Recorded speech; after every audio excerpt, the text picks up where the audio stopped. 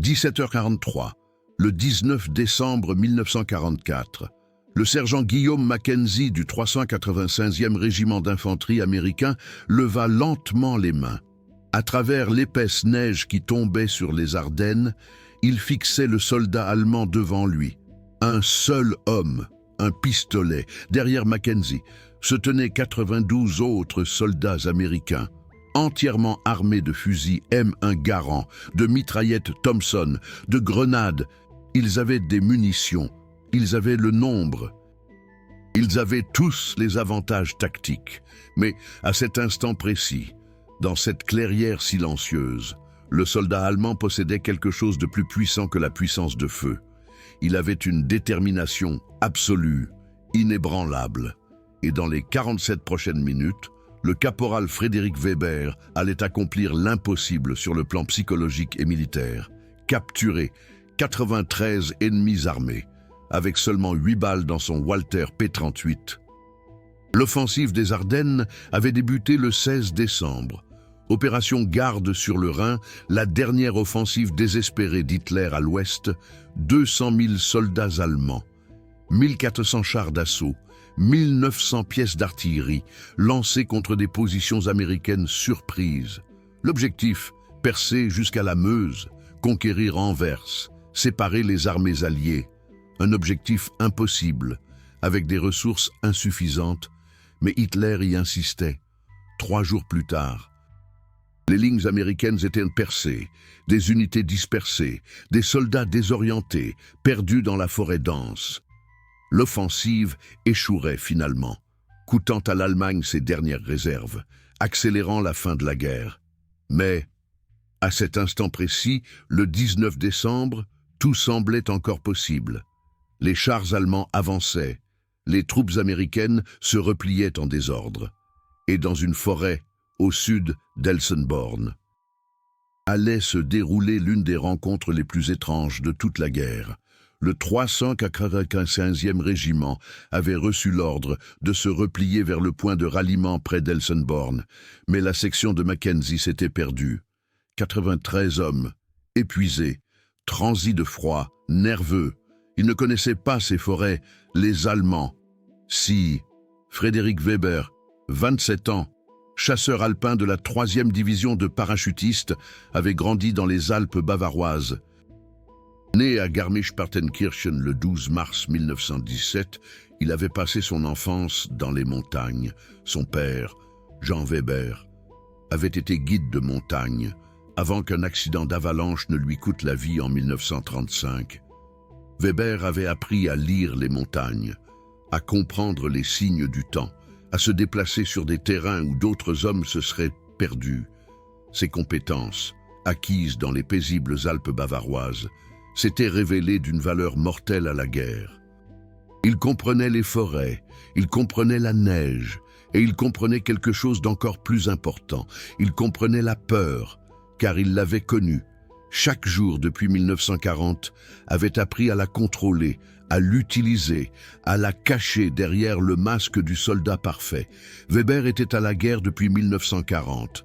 La France, où en tant que jeune caporal, il avait appris les tactiques de la guerre éclair, qui voyait les chars allemands déferler à travers les Ardennes. La Crète en mai 1941, où il avait sauté de 120 mètres de hauteur, dans un enfer, et où 43% de ses camarades n'avaient jamais atteint le sol.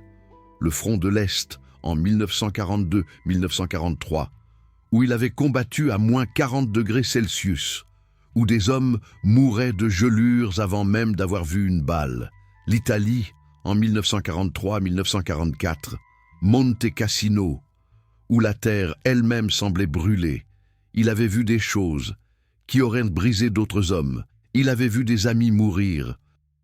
Le sergent-chef Henri Müller, son camarade depuis la France, déchiré par l'artillerie soviétique près de Koursk, le lieutenant Paul Richter, qui se tenait à côté de lui à Monte Cassino, qui avait parlé une seconde de sa fiancée à Berlin, et qui la seconde suivante n'était tout simplement plus là. À Monte Cassino, il avait enduré 73 heures dans un bâtiment bombardé, entouré de morts, survivant grâce à la neige. et à son refus catégorique de mourir. Ses camarades l'appelaient l'ombre, parce qu'il errait à travers les lignes ennemies comme un fantôme. Mais, en ce jour de décembre 1944, Weber était séparé de son unité, seul, en reconnaissance, avec seulement son pistolet Walther P38 et 8 cartouches de 9 mm Parabellum. Le Walther P38, introduit en 1938, était fiable, précis, jusqu'à 50 mètres, avec un chargeur de 8 coups, mais contre près de 100 hommes armés. L'arme était pratiquement insignifiante. La plupart des hommes se seraient cachés, auraient attendu, auraient évité. Weber avança. Dans la poche de sa poitrine, il portait la dernière lettre de sa mère, datée du 3 décembre, qui ne lui était parvenue qu'une semaine auparavant. Elle y parlait de Margot, maintenant âgée de 17 ans, qui travaillait dans une usine de munitions à Munich. Elle y parlait de la faim, des bombardements, de la peur. Elle écrivait « Reviens vivant à la maison, Frédéric, c'est tout ce que je veux. » Weber avait lu cette lettre une centaine de fois, l'encre maculée par ses doigts sales. Il pensait à cette lettre, alors qu'il avançait vers les voies américaines. « Reviens vivant à la maison !»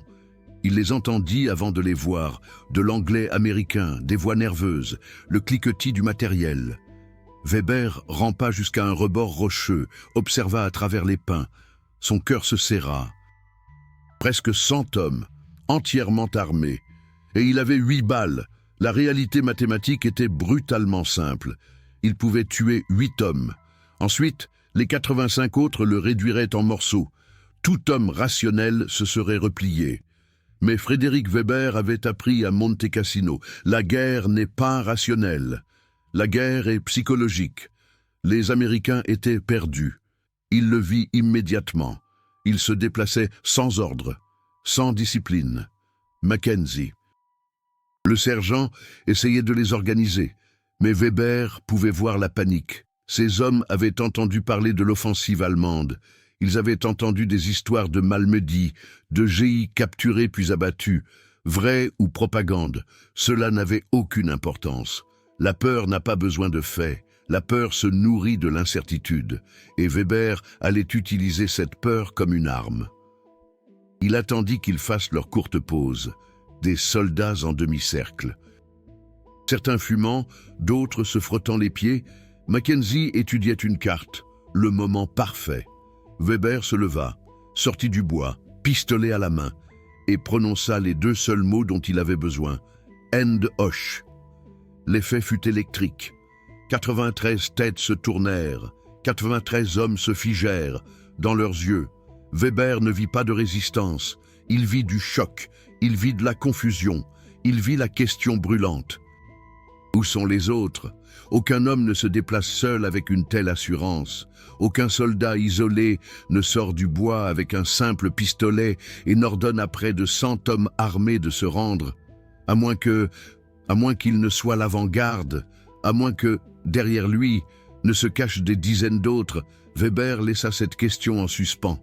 Il ne commit aucune erreur. Il ne jeta pas un regard nerveux par-dessus son épaule. Il ne montra aucune incertitude. Au lieu de cela, il dit dans un anglais approximatif « Mes camarades vous encerclent.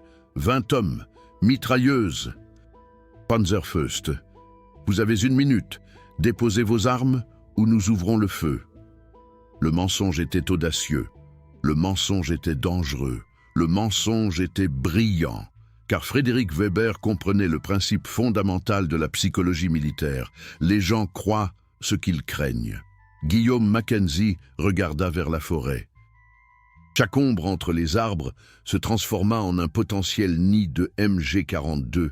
Chaque branche qui craquait devint un soldat allemand. Le silence de la forêt, qui auparavant avait été apaisant, devint menaçant. Un des soldats américains, le simple soldat Danny Cooper, originaire de l'Iowa, murmura à son ami « Je vois du mouvement là-bas ». Il ne voyait rien. Son cerveau comblait les vides avec ses pires craintes. Un autre homme, le caporal Jacques Henry, jura plus tard avoir entendu des voix allemandes. Il ne les avait pas entendues. Mais dans ce moment de tension maximale, chaque bruit, chaque ombre devint la confirmation de leur peur. Mackenzie n'était pas un lâche. Guillaume Patrick Mackenzie, 29 ans, de Boston, Massachusetts. Il avait combattu à Omaha Beach lors du jour J. Il avait vu la mer devenir rouge du sang américain. Il s'était battu à travers les haies de Normandie, payant chaque mètre avec du sang. Il portait des photos dans sa poche. Sa femme, Sophie, enceinte de 7 mois quand il était parti. Le bébé aurait maintenant presque 6 mois. Une fille lui avait dit les lettres, Melissa Ann Mackenzie. Une fille qu'il n'avait jamais vue, dont il ne connaissait le visage que par des photographies. Il avait combattu en Normandie, avait vu l'acier allemand. Mais il était aussi responsable de 92 vies, 92 hommes qui voulaient rentrer chez eux, qui avaient des familles, des rêves, un avenir. Et les mathématiques semblaient simples. Si 20 Allemands avec des MG42 étaient réellement dans les arbres, ces hommes seraient massacrés avant d'avoir fait 10 mètres. Le fusil M1 Garand était précis à 460 mètres. La MG42 tirait 1200 coups par minute. Il n'aurait aucune chance. Weber vit le doute dans les yeux de Mackenzie. Il insista. 30 secondes. Il leva son Walter P38, ne le pointant pas sur Mackenzie, mais sur l'homme à côté de lui, le soldat de première classe Michel Torres. Un jeune visage, de la peur dans les yeux.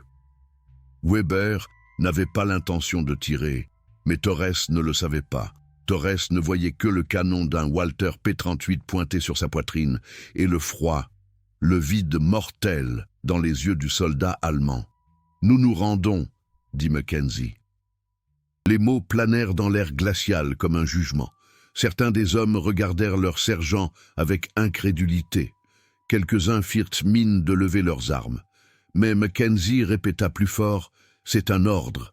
Déposez vos armes, haut les mains. Nous nous rendons. » Un après l'autre, les soldats américains laissèrent tomber leurs fusils. Le son du métal sur la neige. Encore et encore. 93 fois. À chaque fois, Weber sentait son cœur battre la chamade dans sa poitrine. Chaque moment pouvait être le moment où quelqu'un réalisait la vérité. Un simple soldat sceptique qui regardait vraiment dans la forêt et ne voyait rien. Un simple homme courageux qui décidait de tirer, mais ce moment ne vint pas. La psychologie tint bon. Weber leur ordonna de se mettre en rang.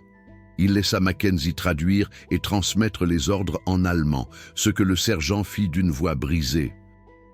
Weber se positionna de sorte que la forêt soit toujours derrière lui. Toujours cette source menaçante de soldats allemands invisibles. Il laissa les Américains déposer leur équipement en un tas. 93 fusils M1 Garand, des mitraillettes Thompson, des grenades à main, des ceintures de munitions, un arsenal qui pouvait équiper une petite armée gardée par un seul homme avec 8 balles. « En marche !» ordonna Weber, pointant un sentier qui menait plus profondément dans la forêt. Plus profondément en territoire allemand, les Américains obéirent. Ils marchèrent en une longue colonne, les mains sur la tête, convaincus que des soldats allemands dans les arbres les observaient, convaincus que chaque faux pas serait le dernier. Weber marchait derrière eux, Walter P38 à la main, ne laissant jamais son masque tomber. Dans sa tête, il priait chaque dieu qui voudrait bien l'écouter. 47 minutes. Ils n'avaient qu'à marcher 47 minutes jusqu'à ce qu'ils atteignent les lignes allemandes. Les prisonniers ne parlaient pas. Le crissement des bottes dans la neige était le seul bruit. La neige tombait plus épaisse maintenant, de gros flocons qui collaient à leurs uniformes. La température était tombée à moins 12 degrés Celsius. Les hommes pouvaient voir leur souffle, des nuages blancs qui flottaient dans l'air glacial. La forêt était silencieuse, trop silencieuse. Pas d'oiseaux, pas d'animaux, seulement le bruit de 93 hommes marchant dans la neige et le lointain grondement de l'artillerie. Toujours présent, toujours rappelant que la guerre n'était jamais vraiment loin. Weber pouvait voir la tension dans leurs épaules, la façon dont il jetait parfois des regards rapides vers la forêt, toujours à la recherche des fantômes qu'il croyait y être. Le caporal Michel Ségur de Michigan se retourna une fois brièvement, essayant de lire le visage de Weber. Weber le fixa en retour avec la froideur vide qu'il avait perfectionnée. Ségur détourna rapidement le regard. Il écrirait plus tard dans son journal de guerre « Les yeux de cet homme ne montraient rien, aucune chaleur, aucune humanité, seulement le devoir. Je croyais qu'il abattrait chacun de nous sans hésitation. » Ségur avait tort. Weber n'était pas un monstre. Dans sa poche de poitrine, il portait une lettre de sa mère, une photo de sa petite sœur, Margot, mais il avait appris à cacher cette humanité, à l'enfouir sous le masque du soldat parfait. Car à la guerre, l'humanité était une faiblesse. Et Frédéric Weber ne pouvait se permettre aucune faiblesse. Les minutes s'étiraient comme des heures. Weber comptait ses pas, calculait la distance. 3 kilomètres jusqu'aux lignes allemandes. À ce rythme, 35 minutes, il n'avait plus qu'à maintenir l'illusion pendant 35 minutes supplémentaires. Mais alors, après 23 minutes de marche, l'inévitable se produisit. Le simple soldat Danny Cooper, l'homme de l'Iowa, trébucha, tomba dans la neige. Automatiquement, son ami se retourna pour l'aider. Le mouvement fut soudain, inattendu. Weber réagit instinctivement, leva son Walter P38, cria « Halte !» Son doigt était sur la détente. La colonne entière se figea. Et à ce moment, le simple soldat Jacques Lemaire vit quelque chose. Il vit que la main de Weber tremblait. Juste un peu, juste pendant 1 seconde. Mais elle tremblait. Lemaire, 19 ans, avait des yeux perçants. Et soudain, son cerveau se mit à fonctionner. Un homme. Un Walter P38. Pas de radiocommunication, pas de signaux à de prétendus camarades. Tout le temps, cet Allemand n'avait regardé que dans une direction, en avant. Il n'avait jamais donné d'ordre à gauche ou à droite. Il n'avait jamais communiqué avec les hommes qui étaient censés être dans la forêt. Lemaire ouvrit la bouche. S'il parlait maintenant, s'il disait « il est seul », tout s'effondrerait. 93 hommes allaient réaliser qu'ils étaient retenus prisonniers par un seul soldat avec 8 balles. Ils allaient le maîtriser. Frédéric Weber tuerait peut-être 3, 4, 5 hommes, puis il le mettrait en pièces. Weber vit les yeux de Patterson. Il y vit la prise de conscience. Et dans cette fraction de seconde, Frédéric Weber prit la décision la plus courageuse de sa vie. Il baissa son pistolet, il regarda Patterson droit dans les yeux, et il acquiesça. Un minuscule signe de tête, une reconnaissance, une communication silencieuse qui disait « Oui, tu as raison, mais tu ne diras rien. » Pourquoi ? Parce que Weber ne vit pas seulement la prise de conscience dans les yeux de Patterson, il y vit de l'épuisement, de la peur, le désir de survivre. Patterson était un enfant, à peine assez âgé pour se raser, à des milliers de kilomètres de chez lui, se battant dans une guerre qu'il ne comprenait pas, et Weber lui donna un choix, combattre et peut-être mourir, ou se taire et vivre avec certitude. Patterson ferma la bouche. Il détourna le regard. La colonne se remit en mouvement. Cooper se releva, soutenu par son ami. Weber expira pour la première fois en 2 minutes. Mais il savait que le temps était désormais l'ennemi. Chaque pas supplémentaire était une chance pour quelqu'un d'autre de réaliser la vérité. Il accéléra le rythme. « Plus vite !» ordonna-t-il. Les Américains obéirent, leurs pas plus pressés. Certains commencèrent à respirer difficilement dans l'air hivernal et rare. Weber ignora leurs plaintes. 1,7 km restant, 19 minutes à ce rythme. Ils pouvaient le faire. Ils devaient le faire. Puis, ils entendirent les coups de feu, lointains, mais distincts. Une bataille, quelque part à l'ouest de leur position. L'offensive des Ardennes faisait rage. Certains des Américains tressaillirent à chaque coup de feu. D'autres regardèrent avec espoir dans cette direction, comme si leurs camarades pouvaient venir les sauver. Weber profita de leur distraction pour les pousser en avant, toujours en avant. Enfin, après 44 minutes de tension totale, Weber vit l'impossible, des positions allemandes, un point de contrôle érigé à la hâte, 2 chars Tigres, des parachutistes allemands derrière des sacs de sable. Weber aurait pu pleurer de soulagement. Au lieu de cela, il cria en allemand « Ne tirez pas, j'ai des prisonniers !» Les soldats allemands au point de contrôle regardèrent avec incrédulité. Le capitaine Klaus Steiner, l'officier commandant, s'avança, ses yeux s'écarquillant alors qu'il comprenait la scène. 93 soldats américains, les mains sur la tête, menés par un seul caporal avec un pistolet. Steiner, un vétéran du front de l'Est, avait vu beaucoup de choses impossibles, mais cela dépassait tout. « Weber » dit Steiner lentement. « Combien d'hommes étaient avec toi ?»« Seulement moi, monsieur le capitaine, » répondit Weber. Sa voix montrant enfin l'épuisement qu'il ressentait, Steiner regarda les prisonniers, puis revint à Weber. « Tu as capturé 93 hommes armés, tout seul, avec un pistolet. »« Oui, monsieur le capitaine. »« Combien de balles as-tu tiré ?» Weber ouvrit le chargeur de son Walter P38. 8 cartouches, toutes encore dedans. « Aucune, monsieur le capitaine. » Le silence qui suivit fut absolu. Les soldats allemands regardèrent à Weber comme s'il avait transformé l'eau en vin.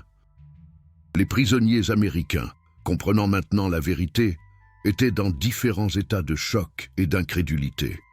Le sergent Guillaume Mackenzie laissa échapper un bref rire incrédule, un son à moitié humour, à moitié hystérie. L'histoire se répandit comme une traînée de poudre. En quelques heures, chaque soldat allemand du secteur connaissait le caporal Frédéric Weber et ses 93 prisonniers.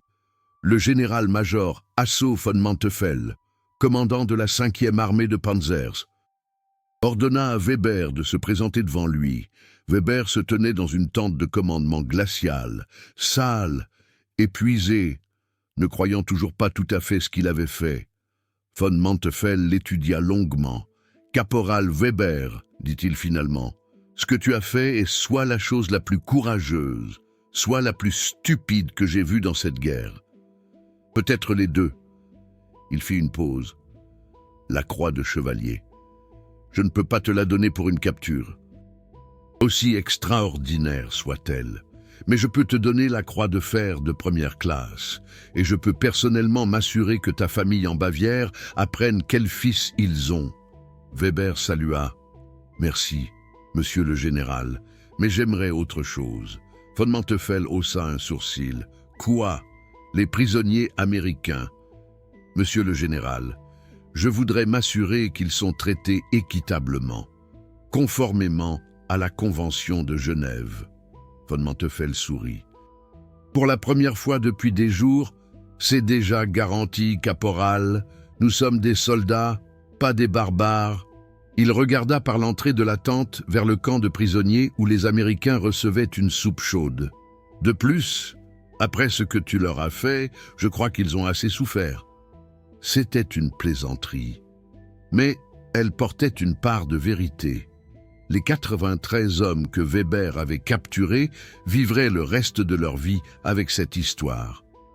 Le sergent Guillaume Mackenzie la raconterait lors des réunions de famille, chaque fois avec plus de détails, chaque fois avec plus de respect pour le soldat allemand qui l'avait déjoué, le soldat James Patterson, l'homme qui avait vu la vérité mais s'était tu, emporta son secret dans la tombe en 1998, ce n'est que dans ses lettres posthumes, découvertes par sa petite-fille Rebecca en 1999, que sa famille apprit toute l'histoire. Rebecca, professeur d'histoire à l'Ohio State University, publia les lettres dans un article pour le Journal of Military History en 2001. La révélation choqua les historiens militaires.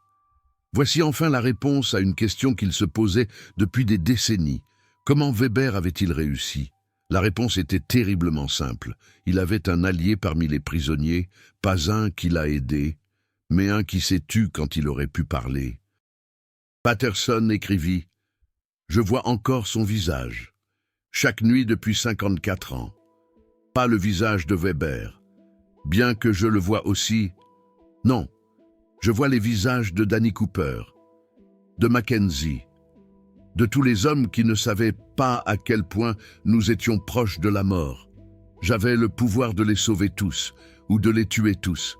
J'ai choisi le silence, jusqu'à mon dernier souffle. Je ne saurais pas si j'ai fait le bon choix. » Le caporal Michael Stevens retourna dans le Michigan et devint professeur de lycée. Il utilisa l'histoire de Weber pour enseigner à ses élèves la psychologie militaire. Pendant 37 ans, de 1947 à 1984, il enseigna l'histoire à la Dearborn High School. Des milliers d'élèves entendirent cette histoire. La guerre, disait-il à ses classes, ne se gagne pas seulement avec des armes. Elle se gagne dans l'esprit des hommes qui portent les armes. Et un jour de décembre 1944, un soldat allemand a complètement possédé nos esprits. Beaucoup de ses anciens élèves devinrent officiers dans l'armée américaine. Ils ont emporté cette leçon avec eux. La tactique Weber, comme on l'appelait, est devenue partie intégrante des cours de guerre psychologiques à West Point et Fort Benning, non pas comme une méthode à imiter, mais comme un avertissement. Ne jamais sous-estimer ce qu'un adversaire déterminé peut accomplir grâce à la manipulation psychologique. Mais qu'est-il advenu de Frédéric Weber? Après l'offensive des Ardennes, il a continué à se battre. Il a survécu à la défense désespérée, à la retraite, au chaos des derniers mois de la guerre, le 7 mai 1945. Un jour avant la capitulation allemande, Weber s'est rendu aux troupes américaines près de Berchtesgaden. Le capitaine américain qui a accepté sa reddition était un homme du nom de Robert Torres, frère aîné du soldat Michael Torres. L'un des 93 hommes que Weber avait capturés. Torres Jr. avait raconté l'histoire à son frère. Lorsque le capitaine Torres a vu le nom Caporal Frédéric Weber sur les papiers de reddition, il s'est arrêté. « Êtes-vous le Weber ?» demanda-t-il dans un allemand hésitant. « 93 hommes, un pistolet, Ardennes. » Weber acquiesça, fatigué. « C'était moi. » Torres le regarda longuement. Puis, à la surprise totale de Weber, le capitaine américain le salua. « Mon frère m'a raconté l'histoire. Il a dit que vous les aviez traités équitablement, que vous vous étiez assuré qu'ils étaient bien traités en tant que prisonniers. Il a dit que vous étiez le meilleur soldat qu'il ait jamais vu, des deux côtés. » Torres baissa son salut. « La guerre est finie, Weber. Rentrez chez vous, auprès de votre famille. » Weber retourna en Bavière, auprès de sa mère, auprès de Margot, qui avait maintenant 19 ans. Garmisch-Partenkirchen était en ruine, mais les montagnes étaient toujours là, éternelles et inchangées. Weber trouva du travail comme guide de montagne, tout comme son père avant lui. Il guida des touristes américains et britanniques à travers les Alpes. Beaucoup d'entre eux étaient des vétérans de la guerre. Certains reconnurent son nom, la plupart ne dirent rien. Quelques-uns, les plus courageux, demandèrent s'il était le Weber. Il ne le confirma jamais directement. Changeant toujours de sujet, se concentrant sur les montagnes, la météo, la sécurité, il se maria en 1952 avec une femme nommée Anneliese, une enseignante de Munich. Ils eurent 2 enfants, Jean et Marie. Il ne parla jamais de la guerre avec eux, pas vraiment, pas des détails, pas des nuits où il se réveillait en sueur, les visages des 93 hommes devant ses yeux, seulement une fois, lorsque Margot lui demanda si l'histoire était vraie. L'histoire qui était apparue dans les journaux américains, l'événement Weber, comme il l'appelait, Weber acquiesça lentement. « Ce fut le plus long jour de ma vie, » dit-il doucement. « J'ai eu peur à chaque instant. Pas peur de la mort, peur de faire une erreur, que tout le monde meure, Américain et moi, mais j'ai fait ce qui était nécessaire, ce que je pensais être juste à ce moment-là. Le regrettez-vous? Demanda Margot. Weber réfléchit longuement. Je regrette la guerre. Je regrette que de jeunes hommes soient morts, des deux côtés. Mais ce jour-là, non. Ce jour-là, j'ai capturé 93 hommes sans tirer une seule balle. Je les ai renvoyés chez eux vivants, dans une guerre pleine de morts. C'était peut-être la chose la plus humaine que je pouvais faire. Des historiens militaires américains étudient encore la performance de Weber aujourd'hui, au US Army War College en Pennsylvanie. Il existe un cours sur la guerre psychologique qui utilise la capture de Weber comme étude de cas. Le professeur colonel David Richardson, qui a enseigné le cours de 1987 à 2006, l'a décrit ainsi. Weber n'avait pas de puissance de feu supérieure, pas de soutien tactique, pas de communication. Ce qu'il avait, c'était une compréhension parfaite de la psychologie humaine et le sang-froid pour l'exploiter. Il a transformé l'imagination de ses ennemis en son arme la plus puissante. C'est brillant, c'est terrifiant, et c'est une leçon que tout officier doit comprendre.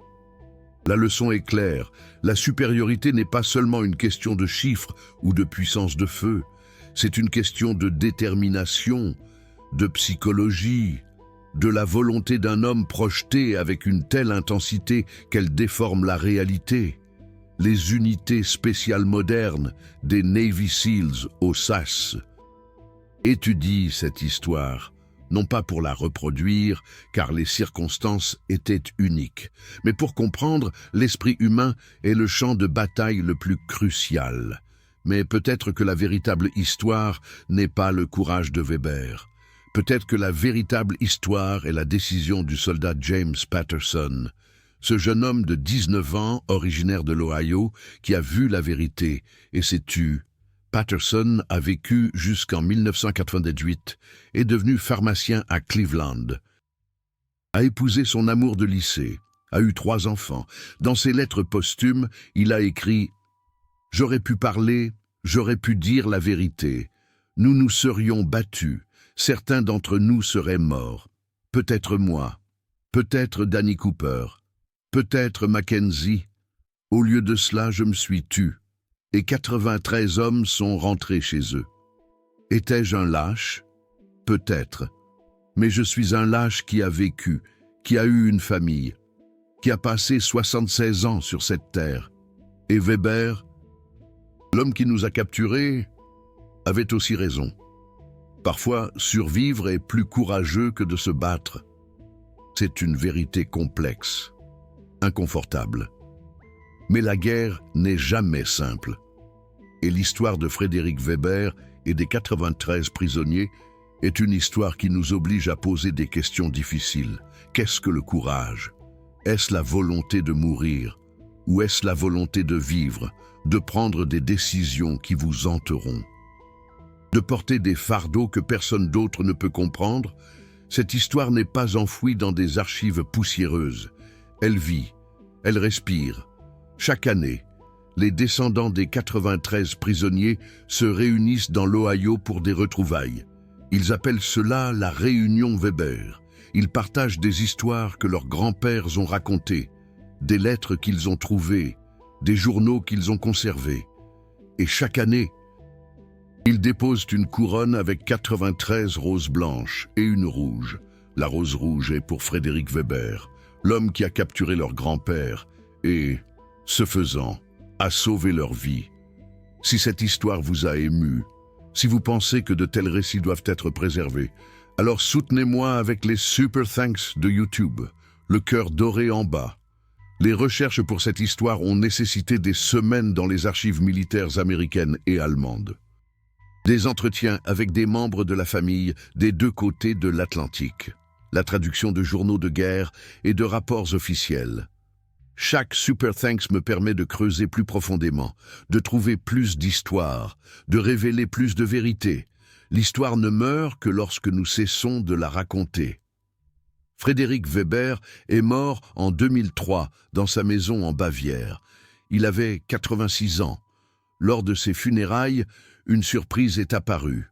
Une délégation de 14 Américains. Fils et petits-fils des hommes qu'il avait capturés en 1944, ils portaient des drapeaux américains et allemands. Et ils portaient une lettre, signée par tous les membres survivants des 93 prisonniers originaux encore en vie. La lettre était simple. Caporal Frédéric Weber, vous étiez notre ennemi. Vous avez pris notre liberté. Mais vous n'avez pas pris nos vies. Dans une guerre où des millions sont morts. Votre décision d'utiliser un Walter P-38 pour menacer au lieu de tuer fut un acte de grâce, que vous le voyiez ainsi ou non. Nous vivons grâce à vous. Nos enfants existent grâce à vous. Reposez en paix, sachant que le monde est meilleur parce que vous y avez été. Margot Weber, maintenant âgée de 76 ans, lut la lettre lors de l'enterrement. Lorsqu'elle eut terminé, les vétérans américains se sont levés et ont salué. Puis, les vétérans allemands qui étaient venus ont également salué et, pour un bref instant, dans un petit cimetière en Bavière, la guerre a vraiment pris fin. Pas avec un traité, pas avec une capitulation, mais avec respect. C'est l'histoire de Frédéric Weber, un homme, un Walter P-38, 93 prisonniers, 0 balles tirées, d'innombrables vies sauvées. C'est une histoire de courage, mais aussi de sagesse, de guerre, mais aussi d'humanité. D'un moment qui aurait pu tout changer et de la façon dont un homme a pris la bonne décision, non pas malgré des chances impossibles, mais à cause d'elle. Qu'est-ce qui vous impressionne le plus dans cette histoire? Le génie tactique de Weber? La décision de Patterson de se taire? Le pardon des vétérans américains? Partagez vos pensées ci-dessous. Beaucoup d'entre vous ont partagé d'incroyables histoires familiales de la guerre. Des histoires de grands-pères qui ont pris des décisions impossibles similaires. Chaque commentaire est un morceau d'histoire vivante. Ensemble, nous veillons à ce que ces histoires, ces leçons, ne soient jamais oubliées.